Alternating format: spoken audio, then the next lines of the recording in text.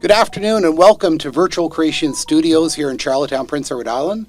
We are absolutely delighted to have some guests from Monaghan County, Ireland, recognizing the Treynor family reunion that's going to be coming up next year. We have Kevin Trainor, who's the chairman, but he's not from Ireland. He's from Prince Edward Island. And if you check the post office, I'm sure you can find his little mugshot. But other than that, anyways, so Kev's the chairman of the 2024 committee for the Treynor family reunion. And my guest, all the way from Monaghan County with the accent and the hair and everything. I've got it all. That's right. Introduce yourself. And Noel Murphy is my name. So I'm not a trainer, but you know, when I go back in the family history, there are trainers there. And of course, when you go back in the furthermost trainer histories, you find it's the Treinfhir, the strong man. His name was McCreanor. Yes. And he was St. Patrick's right-hand man. He was. He was the bag man. He was the bag man for St. Patrick. He carried him over the rivers. And that's what the Treinfhir clan is connected to back in Ireland. They've got a rich history. Yes, we certainly do. Yeah, we had a guest in from U.S. Yeah, from Maine. Maine. Ted, yes. Yeah. And he gave a really good description of that whole story. But it'd be really kind of cool to hear it from actually Monaghan County, where the statue of St. Patrick and the little guy, the McCreanor, actually came from. It's an incredible story. How many families can trace their family tree back and be connecting with St. Patrick, which, I mean, everybody knows who St. Patrick is. Everybody in the world are celebrating St. Patrick when it comes to March, 17th of March. But to have that actually very, very close connection is a very special thing. But the Treynor clan, which a large amount of people with the name Treynor came from North County Monaghan. Yeah. Yes. You've been there. You've Yes, both I been did. there. I had the displeasure of meeting you both at the last great gathering there. And I can say the same, just so you know. Yeah. And that time I was doing the podcasting, right? Yes, You were, yeah. he was passing the mic around to I was passing the mic around. Yes. And the funny thing was, I came along to you two guys and they said, so who are you and where are you from? And you said, oh, we're from Dona and Emmy Vale. And I'm like, what? So those villages are just down the road in Monaghan. But I wasn't aware at the time that you have the similar name villages All the same. here. Yeah. And this just makes me think of the people that came here and the established little villages on PEI and Prince Edward Island that reflected their homeland because they were never going back. They were never going back. That's right. So the big thing that's happening is that the Treynor clan is reconnecting in a worldwide way. They spread all over the world, and now they're connecting back up again, and that's where yourselves are coming into it to try to bring the clan back together next year in PEI. Yeah, and in the 2024 gathering, we have people literally from all over the world, from Spain and Ireland, and even a lady from Dubai, and of course United States and Canada. But if you look at the history of the Treynors, we have actually gone forth and multiplied all over the world. Oh, yeah. Yeah, really. But it's kind of fascinating, too, that these people, when they left Ireland, they never came back. Like No. And that's the reason why you have places like Emmy Vale and Dona and such like that. Because when you're younger, it's all, you know, you're going to a new world and it's all exciting. But when you get older, you miss home desperately. Because you never, like you said, you're never going to go back. You'll never go back home. And to get a letter was, if not infrequently, never mind impossible. So sometimes the only thing you can hang on to was if you could bring a trinket, like Anna Duffy from Fort Augustus, her trinket that her ancestors brought was a sugar bowl. And it was very important to her. So sometimes you could bring a small trinket. And the other thing you could do is name the road you're on or the community you're on from what's back home. So even to hear yourself say, well, I'm going back home, I'm going home to Dona, it gives you a reflection of who you are and it gives you some happiness and joy. Like, I'm in Dona, which is in, believe it or not, County Monaghan in Fort Augustus. So we've kind of brought County Monaghan here. Yeah, without a doubt. Well, I think what this reunion is going to do, and hopefully reunions going forward, we started off in Ireland. The second one was in Ireland to kind of get it solidified. Now, the first place that they would have came in the New World, if you will, would have been Atlantic Canada, Prince Edward Island and Newfoundland for the most part. And then the next one we hope is maybe in Spain or in the U.S. to see the transition of, you know, where they came and then where they went to, and kind of a whole transition of where they're going in the world. And it's literally, I was amazed when for two things. When I went back to Monaghan, Ireland, it was so familiar. I've never been there, but it was literally like going home. You know, you see people in the streets and you say, oh, there's a Duffy and there's a McKenna and there's a Murphy. By their look. Oh, I think they recognized you when you went into the pub that time. Yeah, straight away. So it's that guy again. He's bound to have been here before. But for me, one of the most interesting things, because we did some touring around yesterday, and the day before we took a walk around Charlottetown, and we looked at the Celtic Cross, which has been set up to look through the waterway that leads to Ireland and the rest of the world. This is where the people would have come in. Yes. And it's there to remember them. The 32 stones of Ireland are inscribed on the ground and the name of all the counties. And just up from that is the harbour where the ship would have come in. And when you stand there, it's modernised now, but essentially you're standing on the same place where these people came in. They had a great sadness to leave their world behind, the old world, and families weeping behind that would never see them again. But they had this great excitement as well of opportunity and what lay before them. And the first thing that they would see when they stood there was St. Dunstan's Basilica, beautiful, beautiful church.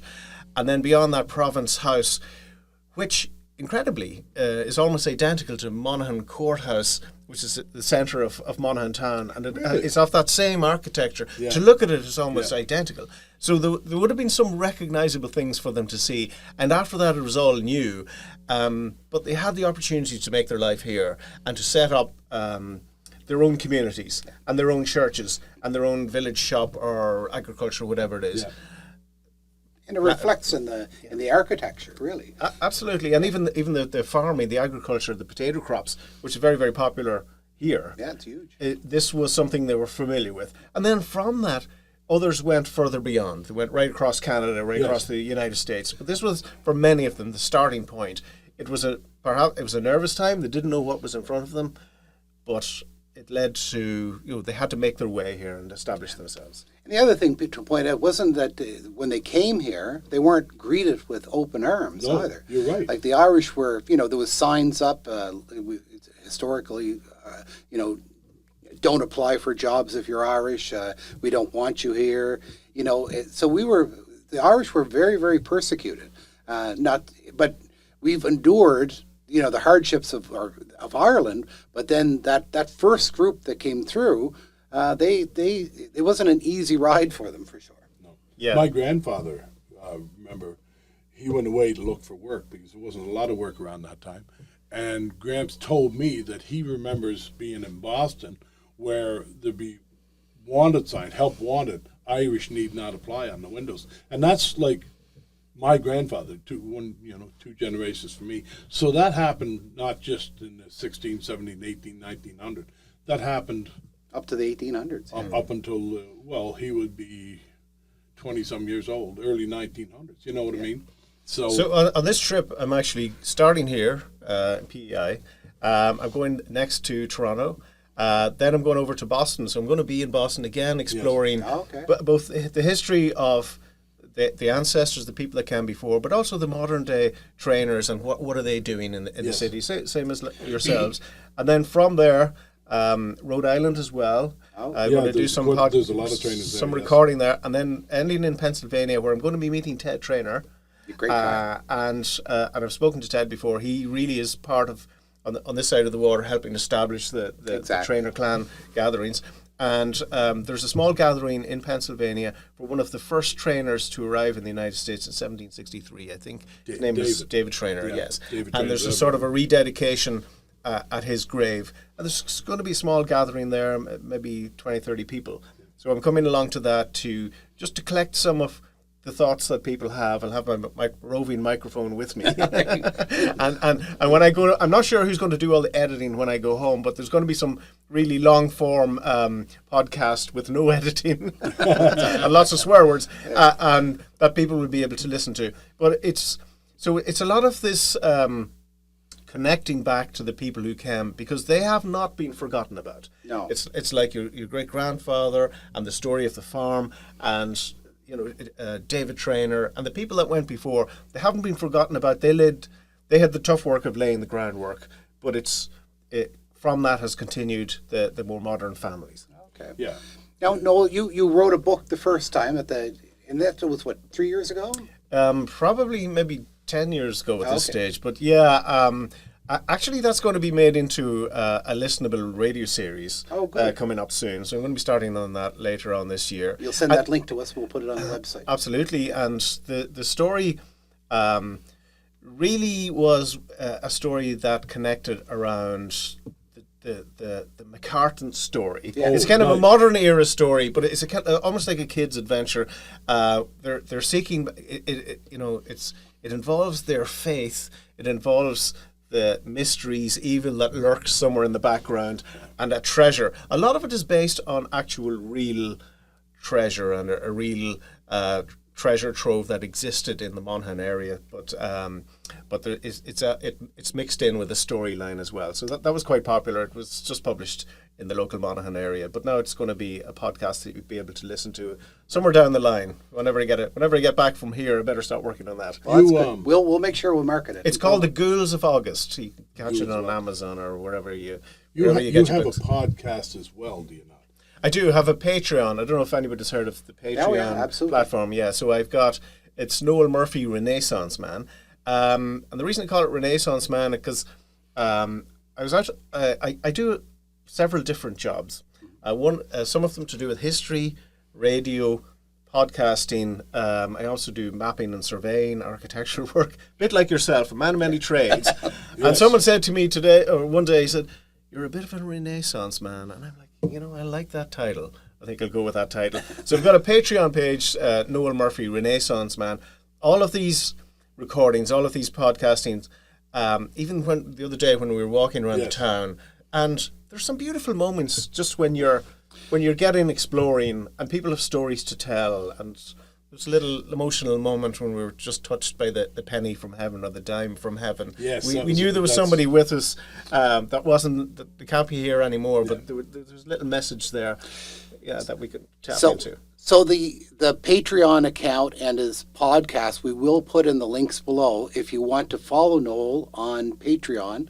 And, we've got a couple of Patreon accounts. If you want to put $5 or $10 or $20 to make sure that this work keeps on going, we would certainly encourage you to go down to Noel's Patreon account, subscribe, and you'll get all of these podcasts. And we would certainly appreciate the support of Noel's great work. Absolutely. Well, one of the things that I've really had a fascination with in recent years is what we call the diaspora. These are the Irish people that went all over the world and did amazing things. Now, sometimes they were entering into lands where there was opportunities to do, to establish yourself. But one of the series I'm doing at the moment is based on people who went to Australia.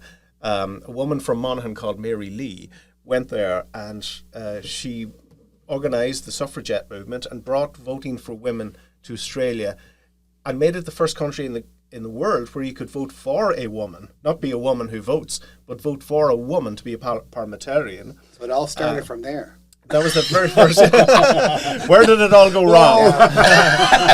And actually, you know what? There was a great. Just kidding, people. Kidding. There was a great twist in that tale because she had a great enemy. This man who railed against her, and he actually proposed that why don't we make the vote? If everybody's going to vote for whether this proposal, let's put it forward that you can vote for women to go into Parliament. Why not? We'll add that into the platform, because he thought everyone would vote.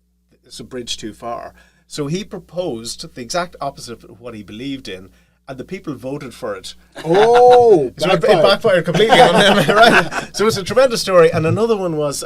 Be careful what you ask for. There's another great story in Perth. A a very famous Irish engineer who went to Perth where they were opening up the gold mines. They just discovered the gold 500 miles in the outback, but they had no water, they had no railway, they had no harbour.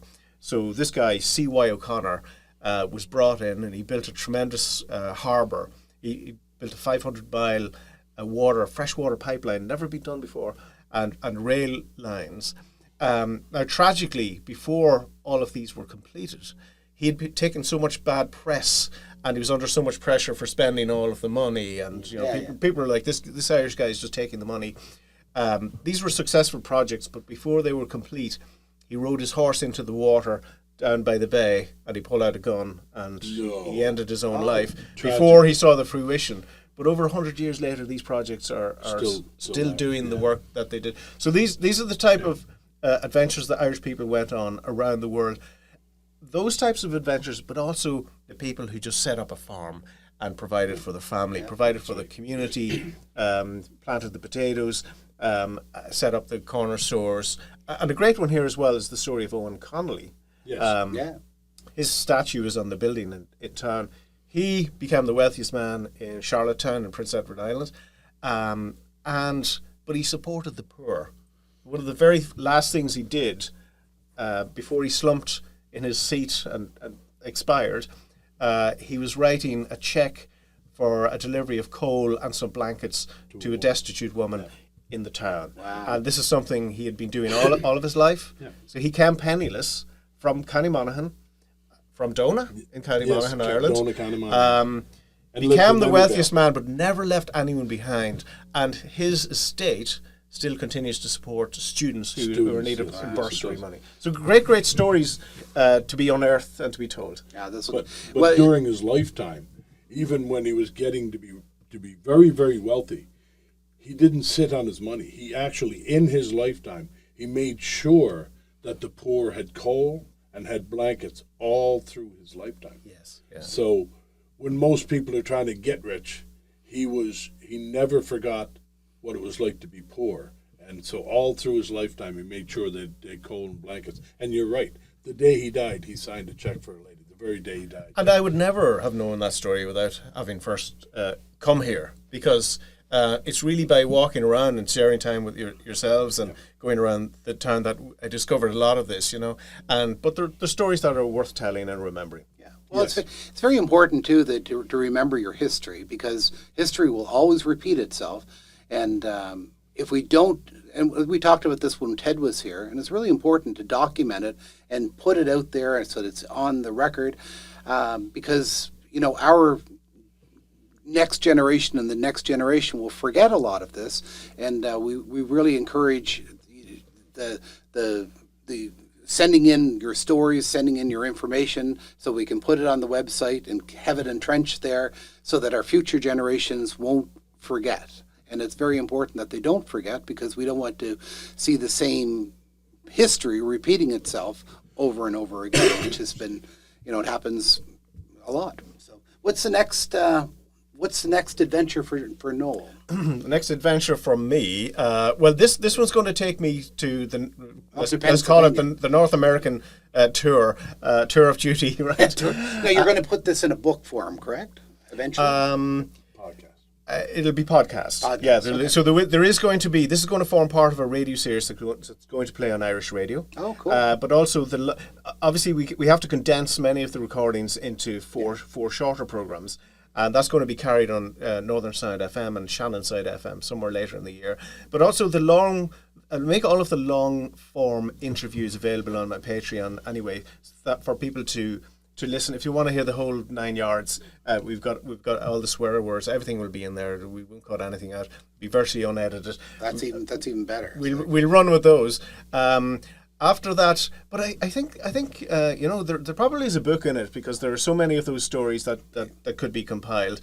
After that, I've got some more podcasts lined up at home. I do some teaching in the local college as well. I teach architecture. It's a completely different thing than what I'm doing now, but it's just another part. So that'll keep me busy right up until May.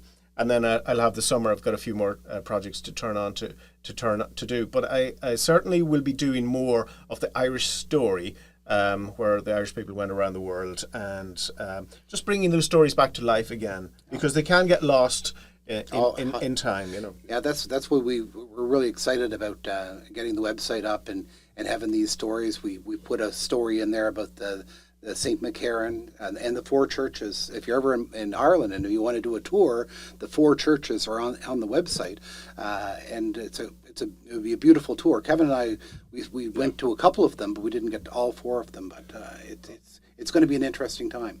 Noel, now after 2024, is this going to be in a documentary form, like the Treinfhir Gathering and the history of the Trainors? Yeah, and where we came from and where we ended up, so to speak. Yeah, well, this series that I'm recording now, yes, will probably even be done before that. Oh, and when I say the series, it's a radio series, so it's people that are just general listeners to local radio, which is huge in Ireland. Yes, are going to be listening to the radio someday. It might be around Christmas time when they have some special programs on, and they're going to hear all of this, and it's going to really pique people's interest. And then after that, I would hope to continue doing work with the Treinfhir clan. Really, I just stumbled upon the whole story of the clan. Working with the 2 Noel trainers in Ireland, but I was hugely inspired just by the passion that they have for it. Oh, it's huge. And the passion also on this side. And when I went to the gathering, I said, well, you know, I want to have more of this. It's not this is not work for me or for anybody involved. It's really there's a real connection there, and getting to meet people from all over the world and individual stories.